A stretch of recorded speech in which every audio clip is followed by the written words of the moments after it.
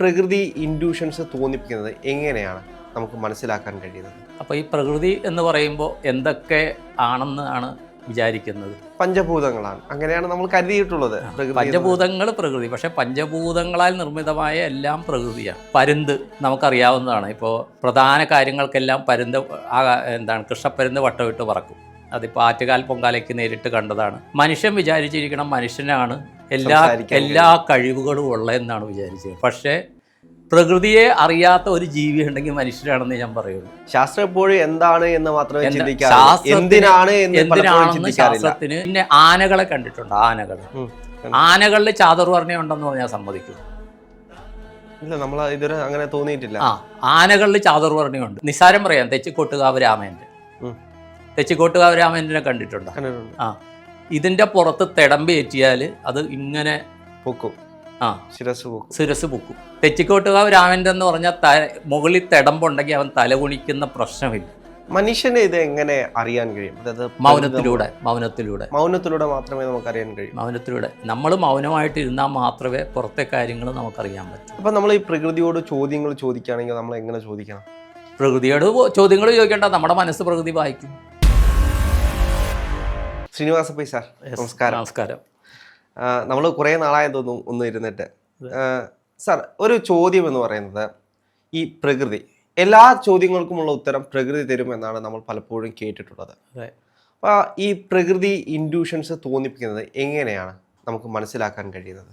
അപ്പോൾ ഈ പ്രകൃതി എന്ന് പറയുമ്പോൾ എന്തൊക്കെ ആണെന്നാണ് വിചാരിക്കുന്നത്? പഞ്ചഭൂതങ്ങളാണ്. പഞ്ചഭൂതങ്ങൾ മാത്രമേ ഉള്ളൂ, അങ്ങനെയാണ് നമ്മൾ കരുതിയിട്ടുള്ളത്. പഞ്ചഭൂതങ്ങൾ പ്രകൃതി, പക്ഷേ പഞ്ചഭൂതങ്ങളാൽ നിർമ്മിതമായ എല്ലാം പ്രകൃതിയാണ്. അത് ചില സമയത്ത് ഇൻഡ്യൂഷൻസ് തരുന്നത് ചില ഇലകളുടെ മർമ്മരങ്ങളാകാം, ചില പക്ഷികളുടെ കിളിക്കൊഞ്ചലുകളാകാം, പക്ഷികളുടെ ഇത് വരും. ചിലപ്പോൾ ഗൗളീശാസ്ത്രം എല്ലാവർക്കും അറിയാം, അല്ലേ? ഗൗളീശാസ്ത്രം അറിയാം. പരുന്ത് നമുക്കറിയാവുന്നതാണ്. ഇപ്പോൾ പ്രധാന കാര്യങ്ങൾക്കെല്ലാം പരുന്ത് കൃഷ്ണപ്പരുന്ത് വട്ടമിട്ട് പറക്കും. അതിപ്പോൾ ആറ്റുകാൽ പൊങ്കാലയ്ക്ക് നേരിട്ട് കണ്ടതാണ്. നമ്മുടെ പേട്ടതുള്ളലിന് ഇത് എവിടെയാണ്? നമ്മുടെ ശബരിമലയിൽ, എരുമേലിയിൽ ശ്രീകൃഷ്ണപ്പരുന്ത് വട്ടമിട്ട് പറക്കും. അതുപോലെ തന്നെ തിരുവാഭരണ ഘോഷയാത്രയ്ക്ക് അകമ്പടി സേവിക്കാറുണ്ടെന്ന് പറയുന്നുണ്ട്. നായകൾ. അപ്പോൾ മനുഷ്യൻ വിചാരിച്ചിരിക്കണം മനുഷ്യനാണ് എല്ലാ കഴിവുകളും ഉള്ളതെന്നാണ് വിചാരിച്ചത്. പക്ഷേ പ്രകൃതിയെ അറിയാത്ത ഒരു ജീവി ഉണ്ടെങ്കിൽ മനുഷ്യരാണെന്ന് ഞാൻ പറയുള്ളൂ. നമ്മൾ പ്രകൃതിയെ അറിയാൻ തുടങ്ങിക്കഴിഞ്ഞാൽ നമ്മുടെ ബോധതലം പ്രകൃതിയിലേക്ക് മാറും. മനസ്സിലായി? അതൊരു തലം വേറെയാണ്. പ്രകൃതിയെ അറിയുമ്പോൾ അപ്പോൾ നമുക്ക് കുറേ കാര്യങ്ങൾ അറിയാൻ പറ്റും, കുറേ കാര്യങ്ങൾ. അപ്പോൾ അതിനെന്ത് ചെയ്യണം? ആദ്യം നമ്മൾ മൗനമായിട്ടിരിക്കണം. മൗനമായിട്ടിരുന്നാൽ മാത്രമേ നമുക്ക് ബാക്കി കേൾക്കാൻ പറ്റുള്ളൂ. ഇപ്പോൾ ജ്യോതിഷത്തിനെ ഇത് ചെയ്യുന്നുള്ള, അല്ലെങ്കിൽ ഇൻഡ്യൂഷൻസ്, ജ്യോതിഷം എന്ന് പറഞ്ഞാൽ ജ്യോതിഷം ഒരു ശാസ്ത്രമാണെങ്കിൽ അതിലെ കുറേ ഗ്രന്ഥങ്ങളുണ്ട്. ഇപ്പോൾ ഹോരയുണ്ട്, ദശാധ്യായിയുണ്ട്, ജ്യോതിഷ ദീപിക, അങ്ങനെ കുറേ ഓരോ ആചാര്യന്മാർ എഴുതിയ ഓരോ ഗ്രന്ഥങ്ങളുണ്ട്.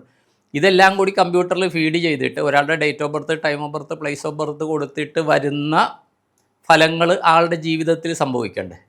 അതെ, അങ്ങനെയാണ് ഇപ്പോൾ സംഭവിച്ചുകൊണ്ടിരിക്കുന്നത്. ഇല്ല, ആ ഒരു കമ്പ്യൂട്ടർ അടിച്ച് വരുന്നത് സംഭവിക്കുകയില്ല. അത് സംഭവിക്കുകയില്ല. കൂടുതൽ ജ്യോതിഷന്മാരെ ഇന്ന് അവരുടെ കാൽക്കുലേഷന് വേണ്ടിയിട്ട് മാത്രമാണ് ഇത് ഉപയോഗിക്കുന്നത്.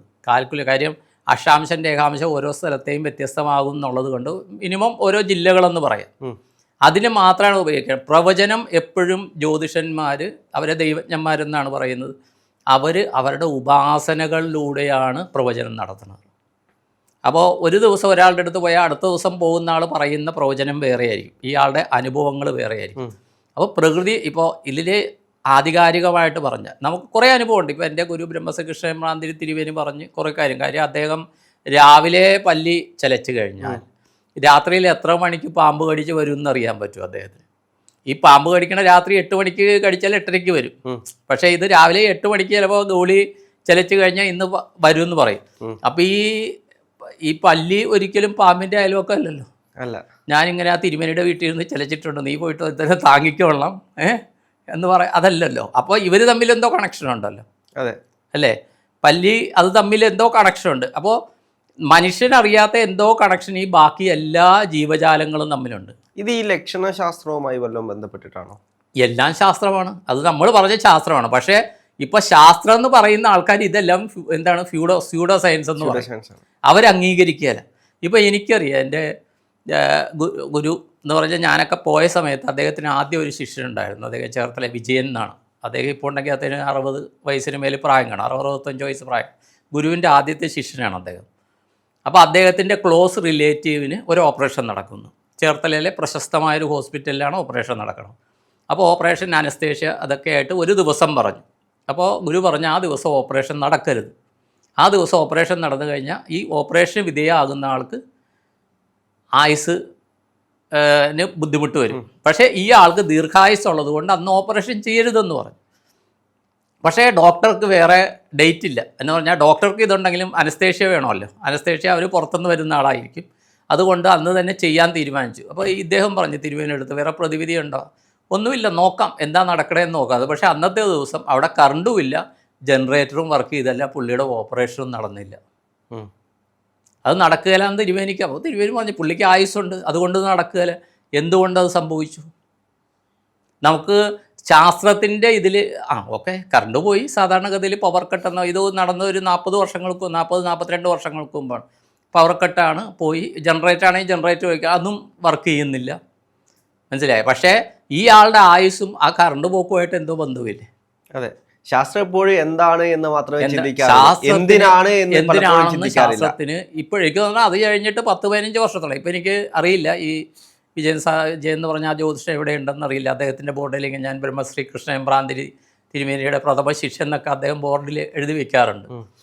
അങ്ങനെ അനുഭവങ്ങളുണ്ട് ചില കാര്യങ്ങളിൽ. ഇപ്പോൾ വിഷ ചികിത്സ നോക്കുന്ന പലരും ലക്ഷണശാസ്ത്രമാണ് നോക്കുന്നത്. മനസ്സിലായി? പിന്നെ ആനകളെ കണ്ടിട്ടുണ്ട്. ആനകളിൽ ചാതുർവർണ്ണയം ഉണ്ടെന്ന് പറഞ്ഞാൽ സമ്മതിക്കൂ? ഇല്ല, നമ്മൾ ഇതുവരെ അങ്ങനെ തോന്നിയിട്ടില്ല. ആനകളിൽ ചാതുർവർണ്ണയമുണ്ട്. വേറൊരു ആന കുടിച്ച വെള്ളം കുടിക്കാത്ത ആനകളുണ്ട്. അങ്ങനെയുണ്ടോ? ബ്രാഹ്മണ സ്വഭാവക്കാരുണ്ട്, ക്ഷത്രിയ സ്വഭാവക്കാരുണ്ട്. അവരെല്ലാവരോടും വഴക്ക് പിടിക്കും. ഈ ബ്രാഹ്മണ സ്വഭാവക്കാർ എവിടെയെങ്കിലും ഇപ്പോൾ ഗുരുവായൂർ പത്മനാഭൻ എന്നൊക്കെ കേട്ടില്ലേ, ഗുരുവായൂർ കേശവൻ എന്നൊക്കെ കേട്ടില്ലേ, അവനൊന്നും ചട്ടക്കാരൻ വേണ്ട, അവനെന്താ ചെയ്യേണ്ടതെന്ന് അവർക്കറിയാം. ആനയുടെ ആ ഒരു വന്യജീവിയാണെങ്കിൽ തന്നെയും അവരുടെ ഉള്ളിൽ തന്നെ ഒരു സ്വഭാവം പൊരുത്തപ്പെട്ടിട്ടുണ്ട്. അന്ന് സാത്വികമായിട്ട് ബാക്കിയുള്ളവർ ഇത് ചെയ്യരുതെന്ന് പറഞ്ഞിട്ട് ഇത് ചെയ്തിട്ടുണ്ട്. അതുപോലെയാണ് ഞങ്ങളുടെ കൊച്ചി ആലപ്പുഴ തുറവൂർ തിരുമല ദേവസ്വത്തിൽ ഗജേന്ദ്രൻ എന്ന് പറഞ്ഞൊരു ആനയുണ്ടായിരുന്നു. അത് മൈസൂർ രാജാവിൻ്റെ അടുത്തുനിന്ന് വാങ്ങിച്ച ആനയാണ്.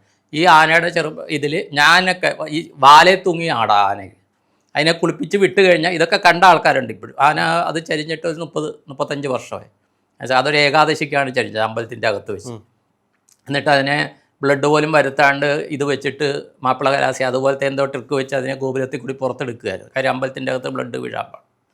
അതുപോലെ ഗുരുവായൂരും ഏകാദശിക്ക് ചരിഞ്ഞ ആനകളില്ലേ, ആനകൾ വന്യജീവിയാണ് അല്ലേ. പക്ഷേ എങ്ങനെ ഒരു തിടമ്പെടുത്ത് ഇപ്പോൾ നിസ്സാരം പറയാം, തെച്ചിക്കോട്ടുകാവ് രാമേന്ദ്രനെ കണ്ടിട്ടുണ്ടോ? ഇതിൻ്റെ പുറത്ത് തിടമ്പേറ്റിയാൽ അത് ഇങ്ങനെ പൊക്കും, ശിരസ് പൊക്കും. അപ്പോൾ ഈ ഇടയ്ക്ക് എൻ്റെ ഫ്രണ്ട് രാജേഷ് നായിക്ക് പറഞ്ഞു, അവർ വൈക്കത്ത് അഷ്ടമി കാണാൻ പോയി. ഈ അഷ്ടമി കാണാൻ പോകുമ്പോഴത്തേക്കും ആ സമയത്ത് ഇദ്ദേഹത്തിൻ്റെ തിടമ്പ് കയറ്റിയിരുന്നത് വൈക്കത്തപ്പൻ്റെ തടമ്പാണ്. ഉദയനാരത്തപ്പൻ ലാസ്റ്റ് യാത്ര പറഞ്ഞു പോണ ഒരു രംഗമുണ്ട് അഷ്ടമിയുടെ അന്ന് രാവിലെ. ഞാൻ കണ്ടിട്ടില്ല, ഈ രാജേഷ് നായിക് എന്ന് പറഞ്ഞ വ്യക്തി അവിടെ പോയി കണ്ടതാണ്. ഈ സമയത്ത് ഈ ആന തല കുനിക്കുന്നു. തെച്ചിക്കോട്ടുകാവ് രാമൻ്റെ എന്ന് പറഞ്ഞാൽ മുകളിൽ തിടമ്പുണ്ടെങ്കിൽ അവൻ തല കുനിക്കുന്ന പ്രശ്നമില്ല.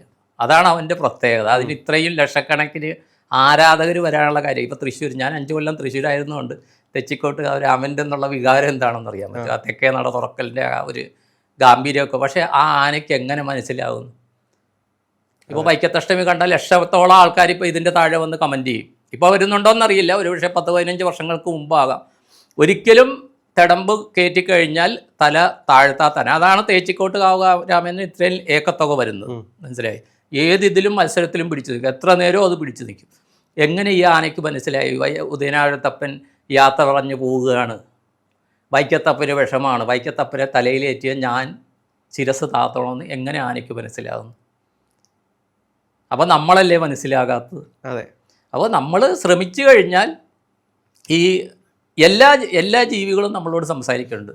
നിസാരം എന്ന് പറയാം, വീട്ടിൽ പ്ലാവുണ്ടോ? ഉണ്ട്. ഇതൊക്കെ വീഴുന്നുണ്ട്, ചക്കയൊക്കെ ഉണ്ടാകുന്നുണ്ട്. ഇപ്പോൾ എൻ്റെ ഇടയ്ക്ക് എൻ്റെ അടുത്ത് ഒരാൾ പറഞ്ഞ് അവരുടെ വീട്ടിൽ തേൻവരിക്ക ചക്കയാണ്. അവിടുത്തെ ഒരു കുട്ടി പറഞ്ഞ് ഇടയ്ക്ക് ഇത് വരുന്നില്ലായിരുന്നു. അപ്പോൾ ആരോ ഇവരുടെ അടുത്ത് പറഞ്ഞൊന്ന് ട്രിക്ക് പറഞ്ഞൊന്ന് ഒരു കോടാലി എടുക്കുക. കോടാലി എടുത്തിട്ട് ഈ പ്ലാവിൻ്റെ ചോട്ടി വെച്ചിട്ട് പറയുക, ഈ പ്രാവശ്യം എന്താ തിരിവീഴണം, അങ്ങനെ എന്തോ അല്ലേ പറയണേ, തിരിവീഴണം അല്ലേ, ഇത് വീണില്ലെങ്കിൽ ഈ പ്രാവശ്യം വെട്ടുമെന്ന് പറഞ്ഞു.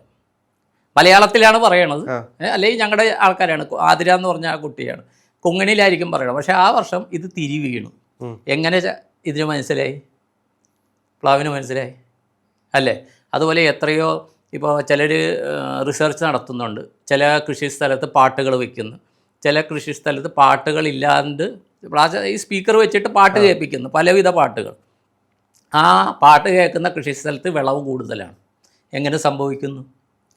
അത് നിങ്ങളും പാട്ട് ആസ്വദിക്കുന്നു എന്നുള്ളതല്ലേ. അപ്പോൾ ഇപ്പോൾ ക്ഷേത്രത്തിൽ പോയി കഴിഞ്ഞാൽ ക്ഷേത്രങ്ങളിൽ ഗോശാലകൾ കാണും. ഇപ്പോൾ ഞങ്ങളുടെ കൊച്ചിയിൽ പുറക്കാടൊക്കെ കേട്ടിട്ടുണ്ട്. അവിടെ പാട്ട് വയ്ക്കും, ശാസ്ത്രീയ സംഗീതം വെച്ച് കേൾപ്പിക്കുകയാണ്. ആ സമയത്ത് ഈ പശുക്കൾ അവരുടെ സ്വഭാവത്തിലെല്ലാം മാറ്റം വരുന്നു എന്നാണ് പറയുന്നത്. കൂടുതൽ പാൽ ഉൽപ്പാദിപ്പിക്കും. ഇവർ ചെമ്മാങ്കുടിയോ അല്ലെങ്കിൽ MS സുബലക്ഷ്മിനെ അല്ലെങ്കിൽ SP ബാലമുരളികൃഷ്ണ സാറിനെ എന്നും കണ്ട് പാട്ട് ആസ്വദിച്ച ആൾക്കാരല്ലല്ലോ. അവർക്ക് എങ്ങനെ ഈ സംഗീതം ആസ്വദിക്കാൻ പറ്റുന്നു? ആ സമയത്ത് ഇവരുടെ സ്വഭാവം എങ്ങനെ ശാന്തമാകുന്നു? ഇവരുടെ ആ പാല് ചുരത്തുക എന്നുള്ളതാണ് നമ്മുടെ ആവശ്യം. നമുക്ക് പശുവിനോട് സ്നേഹം ഉണ്ടായിട്ടൊന്നുമല്ലല്ലോ. പാല് എത്ര ലിറ്റർ കൂടുതൽ കിട്ടിയാൽ ആ സമയത്ത് ഇത് കൂടുതൽ ചുരത്തുന്നു. നമുക്ക് ചിലവ് എന്താണ്, കുറച്ച് യൂണിറ്റ് കറണ്ടും ഒരു സ്പീക്കറും വെച്ച് പാട്ട് കേൾപ്പിച്ച് കഴിഞ്ഞാൽ ഇതിൻ്റെ സ്വഭാവത്തിൽ തന്നെ മാറ്റങ്ങൾ വരുന്നു. അപ്പോൾ തീർച്ചയായിട്ടും ഉണ്ട്. പക്ഷേ ശാസ്ത്രത്തിന് ഇത് കണ്ടുപിടിക്കാൻ പറ്റുന്നില്ല. മനുഷ്യന് ഇത് എങ്ങനെ അറിയാൻ കഴിയും? അതായത് മൗനത്തിലൂടെ മാത്രമേ നമുക്ക് അറിയാൻ കഴിയൂ. മൗനത്തിലൂടെ നമ്മൾ മൗനമായിട്ടിരുന്നാൽ മാത്രമേ പുറത്തെ കാര്യങ്ങൾ നമുക്കറിയാൻ പറ്റൂ. നമ്മൾ മൗനത്തിലൂടെ ഇരിക്കുക, കണ്ണടയ്ക്കുക. നമ്മൾ കണ്ണടച്ച് കഴിഞ്ഞാൽ നമ്മുടെ 50% ഇത് കട്ടായി. പക്ഷെ ഒരിക്കലും നമ്മുടെ ചെവിയും മൂക്കും മാത്രം അടയ്ക്കാൻ പറ്റുകയില്ല നമ്മൾ, അല്ലേ? മണം വരും, ശബ്ദവും കേൾക്കും. അപ്പോൾ ഒരു സ്ഥലത്ത് നിൽക്കുമ്പോൾ ഒരു വ്യക്തിക്ക് ഒരു മണം കിട്ടുന്നു, അവിടെയുള്ള വേറൊരു വ്യക്തിക്ക് മണം കിട്ടുന്നില്ല. അദ്ദേഹത്തിന് ജലദോഷമൊന്നുമില്ല, മൂക്കടപ്പൊന്നുമില്ല. എന്തുകൊണ്ട് ഇത് സംഭവിക്കുന്നു? പിന്നെ ഈ മണം കിട്ടിയ വ്യക്തിയുടെ ജീവിതത്തിൽ പലവിധ പോസിറ്റീവോ അല്ലാത്തതായ കാരണങ്ങളിലൂടെ ഈ വ്യക്തി കടന്നു പോകുന്നു. എന്തുകൊണ്ട് ഇത് സംഭവിക്കുന്നു? ഇല്ലേ? കേൾക്കുന്നത് നമുക്ക് അത്ഭുതമായി തോന്നും. അത്ഭുതമായിട്ട് ഇപ്പോൾ കുറേ കാര്യങ്ങൾ, ഇപ്പോൾ ചിലരുടെ കാര്യത്തിലൊക്കെ നമ്മൾ സംസാരിക്കുമ്പോൾ ചിലയിടത്ത് പോകുമ്പോൾ നാദം കേൾക്കും. ഇപ്പോൾ ഒരു വീട്ടിലെ അവർ പറയുന്നുണ്ടായിരുന്നു, ഒരു പർട്ടിക്കുലർ സ്ഥലത്ത് അവിടെ നിൽക്കുമ്പോഴത്തേക്കും, ആ വീട്ടിൽ പിന്നെ ഞാൻ പോയിട്ടില്ല, അവിടെ നിൽക്കുമ്പോഴത്തേക്കും അവർ ഇങ്ങനെ അമ്പലത്തിൽ മണിയടിക്കുന്ന സൗണ്ട് കേൾക്കുന്നു, ഒരു വീടിൻ്റെ 2ാം നില മുകളിൽ. അപ്പോൾ അവിടെ ഞാൻ ചെല്ലുമ്പോൾ ഒരു പർട്ടിക്കുലർ സ്ഥലത്ത് നിൽക്കുമ്പോൾ ആ ഭാഗത്തൊന്നും അമ്പലങ്ങളില്ല, അത് നട്ടുച്ചയ്ക്ക് നിന്നാലും ആ മണിനാദം കേൾക്കുന്നു എന്നാണ് അവർ പറയുന്നത്. അവിടെ നിൽക്കുമ്പോൾ മണിനാദം കേൾക്കുന്നു. എന്തുകൊണ്ടത് കേൾക്കുന്നു? പിന്നെ വേറൊന്നുണ്ട്, നമ്മുടെ കാതിന് പരിമിതികളുണ്ട്, അല്ലേ? നമുക്ക് 20 ഡെസിബൽ ശബ്ദത്തിന് താഴെ കേൾക്കാൻ പറ്റുകയില്ല. എത്ര 2000 ആണോ 20,000 ആണോ, അതിന് മുകളിലും നമുക്ക് കേൾക്കാൻ പറ്റുക. പക്ഷെ അതിന് താഴെ കേൾക്കാൻ പറ്റുന്ന ആൾക്കാർ ഈ ഋഷീശ്വരന്മാരൊക്കെ കാണും. അതിന് മുകളിലുള്ള ഇപ്പോൾ നമ്മുടെ കുംഭമേള കഴിഞ്ഞ് അവിടെ വന്ന ആൾക്കാർക്കെല്ലാം ഈ ഇൻഡ്യൂഷൻസ് പവർ എന്താണെന്ന് വെച്ച് കഴിഞ്ഞാൽ നമുക്ക് സാധാരണ മനുഷ്യരുടെ പരിമിതികൾ ഇവർക്കില്ല. മനസ്സിലായോ? അപ്പോൾ എന്താ വെച്ചാൽ ഇവരുടെ തലയുടെ മുകളിലുള്ള ഭാഗം, അവിടെയാണ് പഞ്ചേന്ദ്രിയത്തിൻ്റെ ഭൂരിഭാഗമുള്ളതാണ്. കാണുക, കേൾക്കുക, മണക്കുക, സംസാരിക്കുക, അല്ലെ ടേസ്റ്റ് നോക്കുക, എല്ലാം ഇതാണ്. പിന്നെ നമ്മുടെ ത്വക്ക് മാത്രമാണ് ഈ ശരീരത്തിൻ്റെ താഴെയുള്ള ഭാഗങ്ങളിൽ കാലുകൊണ്ട് ചവിട്ടി നോക്കാനും കൈ കൊണ്ട് തൊട്ടു നോക്കാനും മാത്രമേ ഇതിൻ്റെ താഴെയുള്ള ഭാഗം കൊണ്ട് നമുക്ക് പഞ്ചേന്ദ്രിയങ്ങളുടെ പ്രവർത്തനമുള്ളൂ, അല്ലേ? വേറെ ഒന്നും ഇതേ ഉള്ളൂ. അപ്പോൾ ആ പരിമിതികൾ, പക്ഷേ അതിൽ കൂടുതലാണ് ഈ തലയ്ക്ക് കഴുത്തിന് മുകളിലുള്ളത് വെച്ചിട്ട് നമുക്ക് കുറേ കാര്യങ്ങൾ അറിയാൻ പറ്റും. കുറേ അധികം. അത് ഓരോരുത്തർക്കും ഓരോ അനുഭവങ്ങളായിരിക്കും. പക്ഷേ അതിന് ചോദിക്കുമ്പോൾ തെളിവില്ല. ഞാനിപ്പോൾ എൻ്റെ ചെവിയിൽ നാദം കേൾക്കുന്നുണ്ടെന്ന് ഞാൻ പറഞ്ഞാൽ ഈ നാദം എനിക്ക് റെക്കോർഡ് ചെയ്ത് തരാൻ പറ്റില്ല. എത്രയോ പേരുണ്ട്, ലക്ഷക്കണക്കിനല്ല കോടിക്കണക്കിന് ആൾക്കാർ പറയുന്നത് കേട്ടിട്ടുണ്ട്. എപ്പോഴും ചീവീട് അല്ല, പലതാകാം. മണിനാദം വരാം, ഇടിവെട്ടിൻ്റെ നാദമാകാം, ചീവീടാണ് ബേസിക്. അത് മൂലാധാര ചക്രത്തിൻ്റെ നാദമാണെന്നാണ് പറയുന്നത്. അതൊരുമാതിരി യോഗ മെഡിറ്റേഷൻ ചെയ്ത് തുടങ്ങുന്നവർക്ക് ഈ നാദം കിട്ടിത്തുടങ്ങും. അത് കഴിയുമ്പോൾ അത് പല രീതിയിലേക്ക് മാറും. നമ്മുടെ ഈ എനർജി മുകളിലും താഴോട്ടേക്കും മാറുന്നതനുസരിച്ച് ഈ നാദം മാറും. ഈ ഓരോ FM മാറ്റുമ്പോൾ സൗണ്ട് വ്യത്യാസം വരികയില്ലേ, അതുപോലെ ഇത് വ്യത്യാസങ്ങൾ വരാം. അപ്പോൾ നമ്മൾ ഈ പ്രകൃതിയോട് ചോദ്യങ്ങൾ ചോദിക്കുകയാണെങ്കിൽ നമ്മൾ എങ്ങനെ ചോദിക്കണം? പ്രകൃതിയോട് ചോദ്യങ്ങൾ ചോദിക്കേണ്ട, നമ്മുടെ മനസ്സ് പ്രകൃതി വായിക്കും. നമുക്ക് എന്തെങ്കിലും ചോദ്യമുണ്ടെങ്കിൽ അതിനുള്ള ഉത്തരവും പ്രകൃതി തന്നെ. ഞാൻ വേറൊന്ന് നിസ്സാരം പറയട്ടെ. ഇപ്പോൾ ഇത് ടെസ്റ്റ് ചെയ്ത് നോക്കാം. ഒരു നായ കിടക്കുന്നുണ്ടെന്ന് വയ്ക്കുക വഴിയിൽ, മനസ്സിലായേ? ആ നായയെ നമ്മളിപ്പോൾ കല്ലെടുത്ത് എറിയുന്നു എന്ന് മനസ്സിൽ സങ്കല്പിക്കുക. അവൻ വെറുതെ കിടക്കുകയാണ്. നിനക്കിട്ട് ഇപ്പം ഞാൻ താങ്ങും ഒരു കല്ല്, ഞാൻ കല്ലെടുക്കുകയും വേണ്ട, ഒന്നും വേണ്ട, നമ്മൾ വെറുതെ അവിടെ നിന്നാൽ മതി. നായയെ നോക്കിയിട്ട് നമ്മളിത് പറയാം. നായ ചിലപ്പോൾ ഉറക്കത്തിലായിരിക്കും, പക്ഷേ നമ്മൾ ശക്തമായിട്ട് മനസ്സിൽ സങ്കല്പം കൊടുക്കുക. നിനക്കിട്ട് ഞാനിപ്പോൾ ഒരു കല്ലെടുത്തെറിയും എന്ന് പറഞ്ഞ് നമ്മുടെ സങ്കല്പം ശക്തമാണെങ്കിൽ ഇത് നേരെ അവൻ്റെ അടുത്ത് വന്നിട്ട് അവൻ ഉടനെ കണ്ണു തോന്നുന്ന ലോട്ടാകും. നമ്മുടെ കാലിൻ്റെ സൗണ്ട് പോലും വരണ്ട. പക്ഷേ നമ്മളിൽ നിന്ന് തോട്ട് ഫ്രീക്വൻസി അവന് റിസീവായി. മനസ്സിലായോ? നമ്മളിൽ നിന്ന് പോയ തോട്ട് ഫ്രീക്വൻസി റിസീവായി. അതുപോലെ തന്നെ ഒരു നായയുണ്ട്. ഓ, നിനക്കൊരു ബിസ്ക്കറ്റ് ഇപ്പോൾ എനിക്ക് തരണം. ബിസ്ക്കറ്റ് നമ്മുടെ കയ്യിൽ വേണ്ട. ബിസ്ക്കറ്റ് ഉണ്ടെങ്കിൽ അതിൻ്റെ മണം കേട്ടു എന്ന് പറയാൻ പറ്റും. അതില്ലാണ്ട് നമ്മൾ സ്നേഹത്തോടെ നിനക്ക് നിന്നെ ഒന്ന് ഇത് ചെയ്യണം, ഭക്ഷണം തരണമെന്ന് നമ്മളിത് മനസ്സിൽ തീവ്രതയാണ്. ഇത് നമ്മുടെ ചിന്തകളുടെ തീവ്രതയാണ്. അതാണ് ഈ പൂജകൾക്കും എല്ലാ കാര്യത്തിനും സങ്കല്പത്തിനും ചിന്തകൾക്ക് എത്രമാത്രം തീവ്രതയുണ്ടെന്നാണ് ഇതിൻ്റെ പ്രത്യേകത. ആ തീവ്രത വെച്ചാണ് ഈ ഫ്രീക്വൻസി പോണത്. ഈ സംവദിക്കുന്നത് ഫ്രീക്വൻസി വെച്ചാണ്.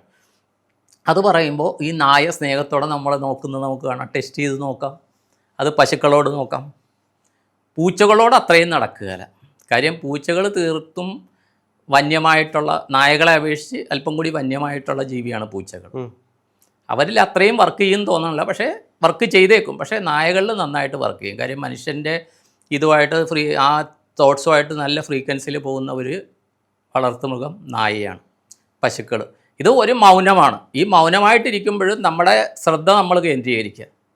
നമ്മൾ ശ്രദ്ധ കേന്ദ്രീകരിക്കുമ്പോൾ എന്താണെന്ന് വെച്ച് കഴിഞ്ഞാൽ നമ്മുടെ തോട്ട്സ് ഇങ്ങനെ കയറി ഇറങ്ങിപ്പോകും. തോട്ട്സ് നമ്മളിൽ നിന്നുണ്ടാകുന്നുമില്ല, നമ്മളിൽ ഇങ്ങനെ കയറി ഇറങ്ങി പോവുകയാണ്. അപ്പോൾ അതിലെ നായകൻ ഇപ്പോൾ ഒരു കഥ എഴുതി. ഈ കഥ എഴുതിയിട്ട് ഇപ്പോൾ എനിക്ക് ഞാൻ അതിലെ ഒരു കഥാപാത്രം റോൾ ചെയ്യും. ഇതേ കഥ രാഹുലിന് തന്നു കഴിഞ്ഞാൽ രാഹുലും അതിനകത്തുനിന്നൊരു കഥാപാത്രം, ചിലപ്പോൾ സെയിം കഥാപാത്രമായിരിക്കും, അല്ലേ? നായകനായിരിക്കും, അല്ലെങ്കിൽ പ്രതിനായകനായിരിക്കും, എന്തായിരിക്കും. ഇതുപോലെ തന്നെ ഒരു തോട്ട് പ്രോസസ്സ് വരുമ്പോൾ അതിലെ നായകനോ വില്ലനോ കഥാപാത്രമോ നമ്മൾ സ്വയമാകുകയാണ്. ഈ തോട്ട് പ്രോസസ്സ് കോമൺ ആണ്, പേരേ വ്യത്യാസമുള്ളൂ. ശ്രീനിവാസ പൈ, രാഹുൽ, അല്ലെങ്കിൽ രോഹിത്, അല്ലെങ്കിൽ മുഹമ്മദ്, അല്ലെങ്കിൽ എബ്രഹാം, അങ്ങനെ പേര് മാത്രമേ മാറുന്നു. ഈ തോട്ട് പ്രോസസ്സ് ഒരേ ഇതാണ്. അത് പ്രായം ഒരു 7 വയസ്സ് കഴിഞ്ഞ കുട്ടികളിലും ഈ തോട്ട് പ്രോസസ്സ് നടക്കും. ഇതും യൂണിവേഴ്സിൻ്റെ ഒരു ഇതാണെന്ന് പറയാം, കണക്ഷനാണെന്ന് പറയും. ഈ തോട്ട് പ്രോസസ്സ് എൻ്റെ തോട്ട്സൊക്കെ തുടങ്ങട്ടെ എന്ന് പറഞ്ഞാൽ നമ്മൾ റേഡിയോ അല്ലെങ്കിൽ TV ഓൺ ചെയ്യണമെന്ന് പറഞ്ഞ് ചെയ്യുന്നില്ലല്ലോ. അപ്പോൾ എന്തോ യൂണിവേഴ്സിൽ കൂടി ഇത് സഞ്ചരിക്കുകയല്ലേ. എല്ലാ മനുഷ്യരും തമ്മിൽ കണക്ട് ചെയ്യുന്ന ഒരു ഇതാണ് തോട്ട് പ്രോസസ്സാണ്. ഇപ്പോൾ ഏതെങ്കിലും ഒരു സ്ഥലത്ത് പോയി കഴിഞ്ഞാൽ ക്ഷേത്രങ്ങൾ, അങ്ങനെ ആരാധനാലയം, ക്ഷേത്രമല്ല, ചർച്ചാകാം, മസ്ജിദ്, അവിടെ ചെല്ലുമ്പോൾ ചിലപ്പോൾ സ്പിരിച്വലായിട്ടുള്ള എന്ന് പറഞ്ഞാൽ നമ്മളെക്കാളും മുകളിൽ പവർഫുള്ളായിട്ടുള്ള ഏതോ ഒരു വ്യക്തി അല്ലെ വ്യക്തികൾ അല്ലെ ഒന്നുമില്ലാത്തൊരവസ്ഥയുണ്ടെന്നുള്ള തോട്ട് പ്രോസസ്സിലേക്ക് മനുഷ്യൻ മാറും. അത് മാറുന്നതെന്ന് വെച്ചാൽ ഇതിനു മുമ്പ് അവിടെ വന്ന് ആ ആൾക്കാരുടെ തോട്ട് പ്രോസസ്സിൻ്റെ ആ ഒരു ഊർജത്തിൻ്റെ പ്രത്യേകത കൊണ്ടാണ്. അപ്പോൾ നമ്മൾ എല്ലാവർക്കും വരുന്നുണ്ട്. ഇത് ഏറ്റവും കൂടുതൽ ഇൻഡ്യൂഷൻസ് വരുന്ന കുട്ടികൾക്കാണ്. ഏറ്റവും കൂടുതൽ ഇൻഡ്യൂഷൻ വരുന്ന കുട്ടികളാണ്. ഞാൻ കുറേ പേരിൽ ടെസ്റ്റ് ചെയ്തിട്ടുണ്ട്. അതുപോലെ കുട്ടികളൊരാഗ്രഹം പറഞ്ഞു കഴിഞ്ഞാൽ, ഇപ്പോൾ എവിടെയെങ്കിലും പോകണമെന്ന് വെച്ചു, കുറേ പേര് അത് പറഞ്ഞിട്ടുണ്ട്. അവർക്ക് എവിടെയെങ്കിലും പോകണമെന്ന് പറയുന്നു. ഇപ്പോൾ ഗോവയിൽ പോകണം, ഡൽഹി പോകണം എന്നൊക്കെ അവർ പറഞ്ഞാൽ ഇവർക്ക് അതിൻ്റേതായ സാമ്പത്തിക സാഹചര്യങ്ങളില്ലെങ്കിൽ പോലും അത് ഉണ്ടാകും. വിത്തിൻ 1 ഇയർ അതുണ്ടാകും. പലർക്കും അത് അനുഭവമുണ്ട്. കാര്യം എന്താണെന്ന് വെച്ച് കഴിഞ്ഞാൽ ഇവരുടെ ആഗ്രഹം തീവ്രമാണ് കുട്ടികളുടെ. അപ്പോൾ യൂണിവേഴ്സ് അതിനെ റിയാക്ട് ചെയ്യും. യൂണിവേഴ്സ് ഒരു ശക്തിയുണ്ടല്ലോ, ദൈവം എന്ന് പറയുന്ന ഒരു ശക്തിയുണ്ടല്ലോ. അങ്ങനെയൊക്കെ വരുമ്പോഴാണ് നമ്മൾ ദൈവം എന്ന് പറയുന്ന ആ ശക്തിയെ വിശ്വസിക്കേണ്ടി വരുന്നതാണ്. അല്ലെ ഈ കുട്ടികളുടെ, അതാണ് ഈ കുട്ടികളുടെ പ്രാർത്ഥന ദൈവം കേൾക്കുന്നെന്ന് പറഞ്ഞതിൻ്റെ കാര്യം. ചെറുപ്പത്തിലൊക്കെ നമുക്കും ഇത് ചെയ്ത് കാണും. നമ്മൾ ആഗ്രഹിക്കുന്ന സാധനം, ചിലപ്പോൾ നമുക്ക് ആഗ്രഹിക്കുന്ന ഒരു ബോക്സ് ആയിരിക്കാം, നമ്മൾ ആഗ്രഹിക്കുന്ന പേനയായിരിക്കാം, നമ്മൾ ആഗ്രഹിക്കുന്ന ഡ്രസ്സ് പെട്ടെന്ന് നമ്മുടെ അച്ഛനമ്മമാരോ മറ്റ് അമ്മമാരോ ഒക്കെ കൊണ്ടുവന്ന് തന്നു കാണും. ഈ തീവ്രമായ പ്രാർത്ഥന യൂണിവേഴ്സ് ആരുടെയോ മനസ്സിൽ കൊണ്ടെത്തിച്ചിട്ടില്ലേ? അത് ഇവർക്ക് കിട്ടണ ഇൻഡ്യൂഷൻസ് അല്ലേ? പക്ഷേ നമ്മളിതൊന്നും ഒരു പഠന വിധേയമാക്കിയിട്ടില്ല. ഇപ്പോൾ താങ്കൾ ചോദിച്ച ചോദ്യം ഒന്നും നമ്മൾ പഠന വിധേയമാക്കിയിട്ടില്ല. ഇതിനെ സ്യൂഡോ സയൻസ് എന്നും അതും ഇതുവാണെന്നും പറഞ്ഞ് നമ്മൾ തള്ളിക്കളയുകയാണ്.